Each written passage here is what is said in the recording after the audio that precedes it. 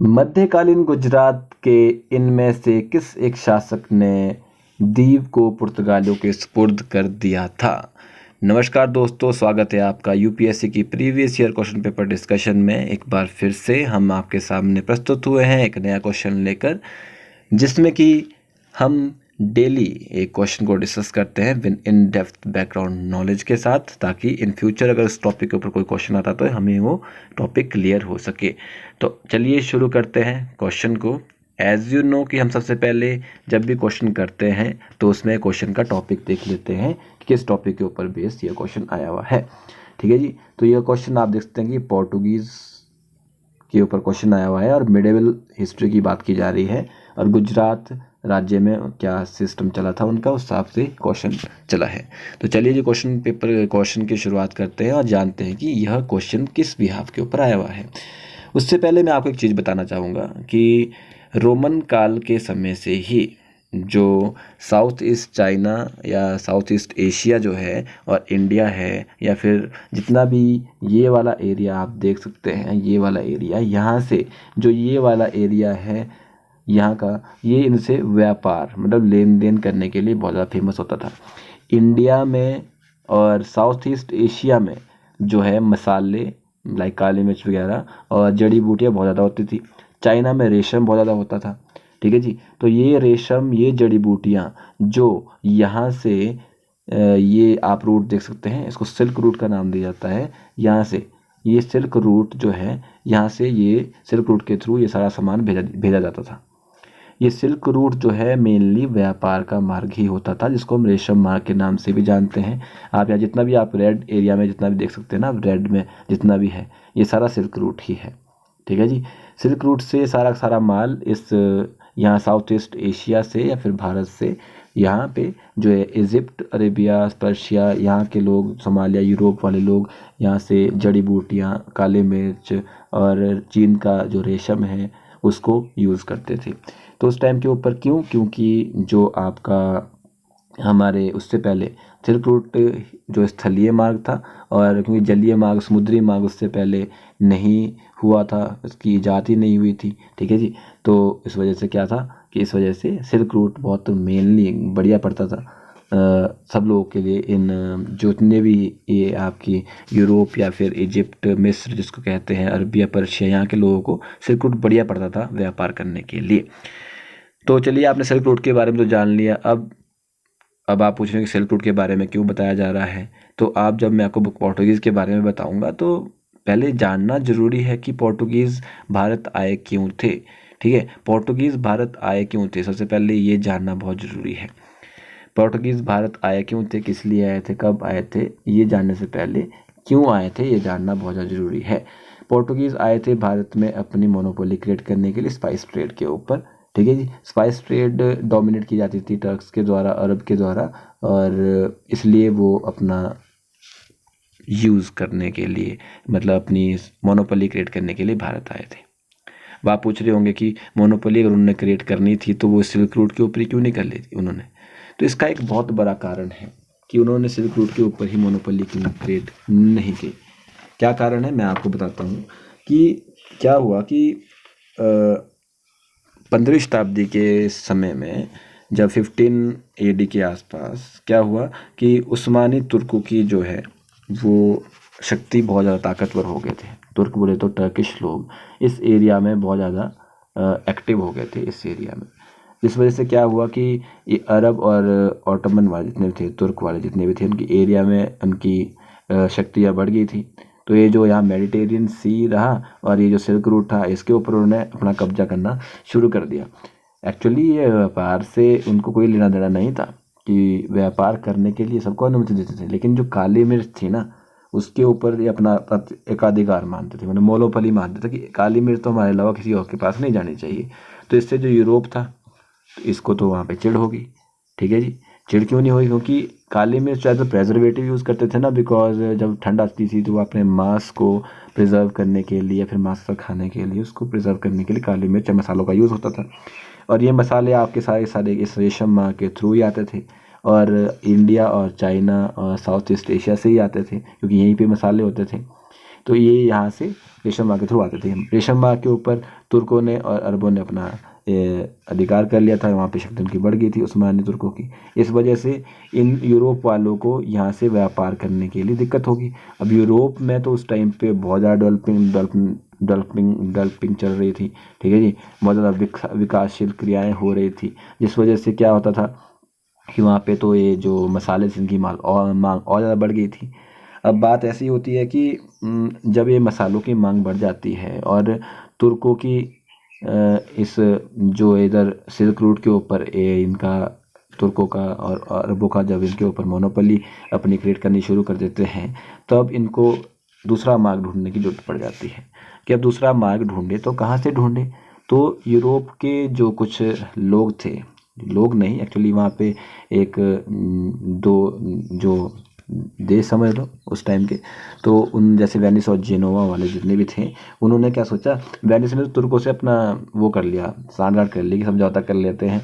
जेनोवा वालों ने सोचा कि हम भी उनका तकनीकी उसमें भी उनकी मदद कर देते हैं, तो उनका तो आपस में चल पड़ा। लेकिन फिर स्पेन और पुर्तगाल वाले लोग जो थे, उनको सोचा कि हम कुछ और अल्टरनेटिव हमारे को ढूंढना चाहिए, इसलिए उन्होंने एक अल्टरनेटिव ढूंढा कि अब हम समुद्री मार्ग के थ्रू क्या करेंगे, समुद्री मार्ग ढूंढेंगे भारत की तरफ, जिससे कि हम अपना व्यापार कर सकते हैं। अगर वो समुद्री मार्ग ढूंढने में सफल हो जाते तो इनकी जो यहाँ से फिर व्यापार यहाँ से होते हुए होना था, जिससे कि उनको एक बहुत अच्छा बेनिफिट मिल जाना था। क्या बेनिफिट मिल जाना था कि अब वो अपनी मोनोपोली क्रिएट कर सकते थे इस मार्ग के ऊपर। तो इसलिए ही पुर्तगालियों ने समुद्री मार्ग ढूंढा और अपनी मोनोपोली क्रिएट करने के लिए भारत की खोज चल रही थी। 1418 ईस्वी में दोम नाम का एक बंदा था, वो अफ्रीका के तट पर, ये अफ्रीका है, अफ्रीका कॉन्टिनेंट आपको यहाँ दिखा देता हूँ मैं अच्छे से। ये अफ्रीका कॉन्टिनेंट आप देख सकते हैं, अफ्रीका कॉन्टिनेंट है ये वाला, ठीक है जी। यहाँ पे एक जगह है नीचे, ठीक है जी, ये केप हॉर्न दिख रहा है आपको, ठीक है, सॉरी ये ब्राज़ील रहा, यहाँ पे अफ्रीका है, ठीक है जी। यहाँ पे केप ऑफ गुड होप्स पे ये यहाँ पे जो भेजते थे, ठीक है जी।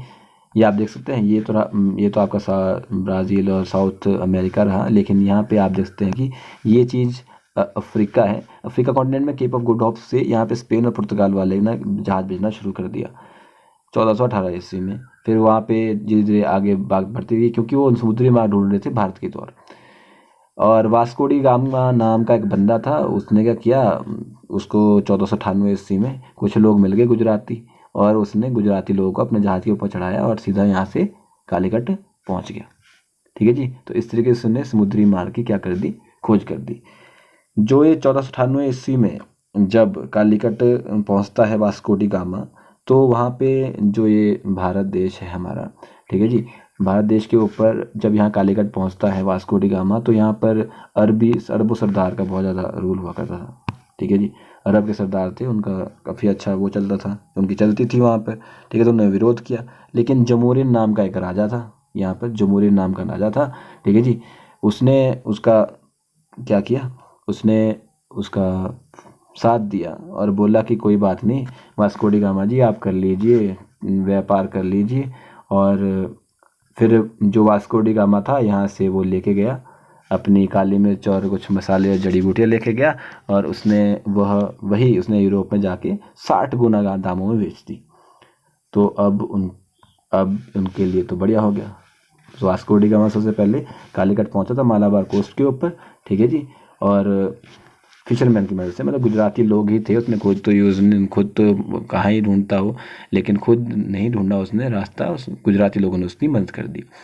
अर्ली स्टेज में तो वास्को डी गामा जैसे ही पहुंचा था 20 मई 1498 ईस्वी को, ठीक है जी, तो जमोरियन रूलर ने उसकी मदद कर दी थी, जमोरियन ने उसको मदद कर दी थी, क्योंकि तो उसको एक बाईपास मिल गया था ऑटोमन एम्पायर को, जो तुर्क थे। अब उनको एक नया रूट मिल गया। अब वो नए रूट से क्या करेंगे, नए रूट से वो अपना व्यापार चलाएंगे। और वो रूट कौन सा था, अब देखो जिस चीज़ की कोई खोज करता है ना, उस चीज़ के लिए उसके ऊपर मोनोपोली क्रिएट कर सकता है। जैसे यहाँ से अब इन्होंने ये रूट चूज़ कर लिया व्यापार करने के लिए, भारत और साउथ ईस्ट एशिया से, ठीक है जी। तो अब पुर्तगालियों ने इसके ऊपर अपना अधिकार एकाधिकार मोनोपोली क्रिएट कर दी बहुत टाइम के लिए, बिकॉज यूरोप के साथ इंडिया या साउथ ईस्ट एशिया का जो व्यापार था वो तो बहुत स्लो ही चल रहा था। इसलिए पुर्तगालों ने क्या किया, अपनी समुद्री ताकत भी बढ़ा ली, सेना की शक्ति भी बढ़ा ली, बहुत सारी चीज़ें उन्होंने करी और अपनी उन्होंने ताकत बढ़ाना शुरू कर दी। जब अपनी ताकत बढ़ाना शुरू कर दिया, अपने एम्पायर को एक्सपेंशन कर दिया, ठीक है जी। तो वास्को डी गामा ने बहुत अच्छे अच्छे किले भी बनाए, ठीक है। और उसने फिर बाद में बहुत ज़्यादा जमोरिन राज्य के साथ ही उन्होंने बहुत ज़्यादा मतलब स्ट्रगल भी देखा, ठीक है जी। स्ट्रगल इन द सेंस उनके साथ उन्होंने युद्ध भी लड़े, बहुत चीज़ें की थी उन्होंने। धीरे धीरे फिर बहुत अच्छी अच्छी चीज़ उनके साथ हुई और फिर फ्रांसिस्को डी अल्मेडिया को पहला वायसराय बना दिया गया कोचिन में, उसने अपना ऑफिस खोल लिया। फिर बॉम्बे की कुछ चीज़ें 1661 तक उन्होंने, जब तक ब्रिटिश को हैंड ओवर नहीं की तब तक बॉम्बे कुछ चीज़ें उन्होंने ब्रिटिश को दे दी थी। बाद में उन्होंने गोवा वगैरह को जीत लिया, ठीक है जी। और उसके बाद उन्होंने पणजी को अपनी राजधानी बना दिया और ऐसे कैसे उन्होंने गोवा के ऊपर बहुत टाइम तक उन्होंने शासन किया था, एज यू नो, ठीक है जी। अब आप पूछ रहे होंगे कि पोर्टुगीज़ इंडिया आए, उन्होंने सिल्क रूट बनाया, उन्होंने ऐसा किया, उन्होंने वैसा किया, लेकिन हमारे क्वेश्चन का आंसर तो इसमें अभी भी नहीं आया है। तो इसी में ही क्वेश्चन का आंसर है छिपा हुआ, मैं बताता हूँ कैसे। क्या होता है, बात ऐसी है कि जब वास्को डी गामा भारत आ जाता है, पुर्तगाली अपने उसके ऊपर शासन कर देते हैं और अच्छे से अपनी नौसेना की शक्ति बढ़ा देते हैं। तो क्या होता है कि जब पुर्तगालों की बढ़ती हुई शक्ति देखता है कौन, पुर्तगालियों की बढ़ती हुई शक्ति जब मिस्र इजिप्ट वाले देखते हैं तो उनके तो लग जाती है कि अब अपना वो सुल्तान को भेजता है, कहाँ को, पुर्तगाल इंडिया भेजता है। तो पुर्तगाली उसको हरा देते थे, ठीक है जी। बाद में पुर्तगालियों ने उनको सबको हरा दिया, तो पुर्तगालियों ने अपना व्यापार इतना ज़्यादा बढ़ा दिया कि मतलब कितना बढ़ा दिया, कैसे बताऊँ आपको। पुर्तगालियों ने इतनी ताकत बढ़ गई थी पुर्तगालियों की, तो जो इन्होंने इधर जो ये फारस की खाड़ी है, यहाँ पर्शियन गल्फ है, यहाँ पे रेड सी है, ठीक है, ये जो आप देखते हैं यहाँ पर्शियन गल्फ, रेड सी, यहाँ पे उनका सारा व्यापार की मोनोपोली क्रिएट होगी। हारमुज पे यहाँ पे उन्होंने किले बनाने शुरू कर दिए, यहाँ पे उनके किले बनाने हैं, यहाँ पे किले बनाने, सब जगह किले बनाने की ताकत बहुत ज़्यादा बढ़ गई। और ताकत जिसकी ज़्यादा बढ़ जाती है तो उतने ज़्यादा दुश्मन भी खड़े हो जाते हैं, क्योंकि मिर्ची सबको लगती है।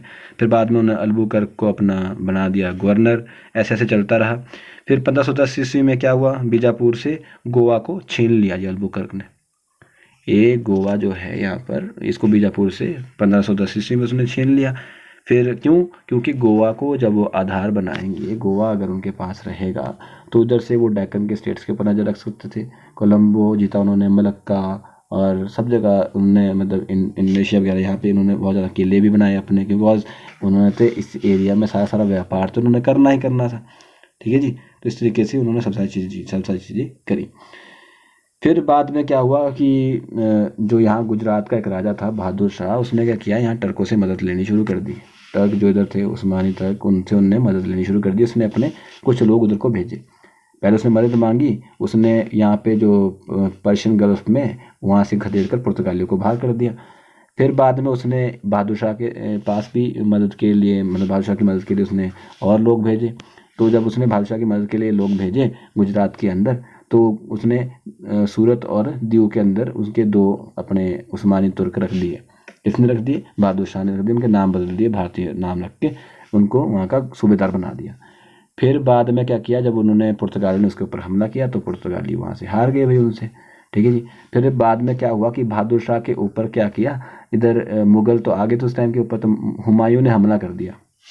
हुमायूं ने किसके ऊपर हमला कर दिया, गुजरात के ऊपर हमला कर दिया। जब हुमायूं ने गुजरात के ऊपर हमला कर दिया, 1531 ईस्वी की बात चल रही है, ठीक है, उसके आसपास की बात है। तो हुमायूं क्या करता है, गुजरात के ऊपर हमला करता है, बहादुर शाह अकेला पड़ जाता है, तो वो पुर्तगालियों से हाथ मिला लेता है। तो उसके बदले क्या देता है, उसको दीव दे देता है। इस तरह से क्या होता है, दीव पुर्तगालियों के हाथ में चला जाता है, ठीक है। बात की कहानी कुछ और है, लेकिन इस तरीके से जो है गुजरात का जो राजा बहादुर शाह था, उसने दीव किसको दे दिया था, पुर्तगालियों को दे दिया था। तो चलिए, अब हमने पुर्तगालियों के बारे में समझ लिया है, क्वेश्चन का आंसर भी आपको पता लग गया है। लेकिन इसी बेस के ऊपर हमने बहुत सारी चीज़ें पुर्तगालियों के बारे में जानी है, ठीक है जी। ये हिस्ट्री से क्वेश्चन था हमारा, मेडिवल हिस्ट्री से। तो अब मैं आपको थोड़ी सी टाइमलाइन फिर से एक बार क्लियर कर देता हूँ। 1498 ईस्वी में वास्को डी गामा भारत आता है। जहाँ पे जमोरिन उसको रिसीव करता है। फिर 1503 ईस्वी में पहली कोचिन के अंदर पोर्टुगीज़ फोर्ट मतलब किला बना देते हैं वो। फिर सेकंड पोर्टुगीज़ फोर्ट कन्नौर के अंदर 1505 ईस्वी में बनाते हैं वो, ठीक है। उसके बाद क्या होता है कि a combined fleet of Egyptian Arab and Zamorin fleet is destroyed by the Portuguese at the battle of Diu में 1509 ईस्वी में सबको मतलब कंबाइंड, जो मैंने आपको बताया कि क्योंकि ये बहुत ताकतवर हो चुके थे तो उन्होंने कंबाइंड जितने भी थे इजिप्टियन, मिस्री, अरब और जमोरियन की तीनों एकजुट सेनाओं को, जिससे वो बहुत ज़्यादा ताकतवर हो गए। फिर पोर्टुगीज़ फिर 1510 ईस्वी में गोवा को कैप्चर कर लिया बीजापुर से उन्होंने, जैसा कि मैंने बताया कि अल्फोंसो एल्बुकर्क के द्वारा, अल्बुकर्क ने। फिर 1530 ईस्वी में क्या हुआ, गोवा को उन्होंने कैपिटल डिक्लेयर कर दिया अपनी। फिर 1535 ईस्वी में ड्यू इज़ कम्प्लीटली सब्जेक्टेड, मतलब बहादुर शाह ने उसको दे दिया था, क्योंकि 1535 मैंने बताया 1535 ईस्वी में क्या किया था, हुमायूं ने हमला कर दिया था गुजरात के ऊपर। फिर पोर्टुगीज़ कि due under seize is combined the fleet with Ottoman वगैरह, वहाँ से वो किया था, मतलब वो किया था जो भी आपको बताया मैंने थोड़ी देर पहले कि पोर्टुगीज़ के ऊपर हमला किया था। किसने किया था? मामलुक्स और ऑटोमन्स और गुजरात के सल्तनत ने मिल के, ठीक है जी, और जमोरिन वाले ने, ठीक है। और फिर वहाँ पे भी पोर्टुगीज़ जीत गए थे। 1559 में क्या होता है, दमन भी पोर्टुगीज़ के हाथ में आ जाता है। 1559 में दमन को भी जीत लेते हैं, कौन? पोर्टुगीज़, ठीक है जी। उसके बाद क्या होता है 1596 में क्या होता है, साउथ ईस्ट एशिया में डच इस्टेब्लिश कर देते हैं मोनोपोली। किसके ऊपर? मोनोपोली क्रिएट कर देते हैं डच, ठीक है जी, जो कि पोर्टुगीज़ को पसंद नहीं आती है।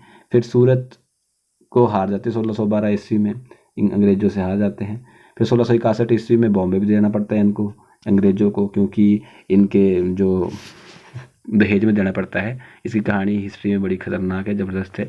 अंग्रेज़ बहुत खतरनाक गेम खेलते हैं इनके साथ, ठीक है जी। फिर पोर्टुगीज़ सारे फोर्ट हार जाता है डच से अपने, ठीक है जी, मालाबार कोस्ट तक पे। फिर दादरा और नगर हवेली का क्वेश्चन हो जाता है, पणजी की अपनी कैपिटल बना देते हैं वो, ठीक है जी। फिर पोर्टुगीज़ 1961 ईस्वी में भारत में मिल जाते हैं इंडियन आर्मी के मिलिट्री ऑपरेशन के थ्रू। तो ये थी भारत में पोर्टुगीज़ की कहानी, जो कि एक स्लाइड में मैंने आपको बता दी है मेरी जुबानी। तो अब आप क्वेश्चन का आंसर देख सकते हैं कि 16वीं सेंचुरी के आसपास, मतलब 1535 ईस्वी में मैंने आपको बताया कि गुजरात का सुल्तान जो था बहादुर शाह, उसने क्या किया था, उसी ने ही जो है पोर्टुगीज़ को ड्यू दे दिया था। क्यों? क्योंकि मुगल एम्पायर जो था हुमायूं, उसने उसके ऊपर इन्वेड कर दिया था, मतलब हमला कर दिया था। तो ट्रीटी ऑफ बेसिन होती है, पोर्टुगीज़ के हाथों ड्यू आ जाता है 1534 ईस्वी में, ठीक है जी। ट्रीटी ऑफ बेसिन होती है 1534 ईस्वी में। तो क्वेश्चन आता है फिर से आपको, ट्रीटी ऑफ बेसिन कब, किसके बीच, क्यों हुई थी? तो इस तरीके से आप इस क्वेश्चन को कर सकते हैं। तो होप सो आपको क्वेश्चन समझ आया होगा, और क्वेश्चन का आंसर मैंने आपको जैसे बताया है, क्वेश्चन का आंसर है सी, पोर्टुगीज़ को बहादुर शाह ने दिया था, क्या दिया था? ड्यू दिया था। ओके, तो होप सो आपको समझ आया, और पोर्टुगीज़ के बारे में हमने बहुत सारी जानकारी भी देखी। तो चलिए मिलते हैं नेक्स्ट वीडियो में, तब तक के लिए धन्यवाद। वीडियो अच्छा लगे तो फीडबैक ज़रूर दीजिएगा, चैनल को सब्सक्राइब जरूर कीजिएगा। धन्यवाद।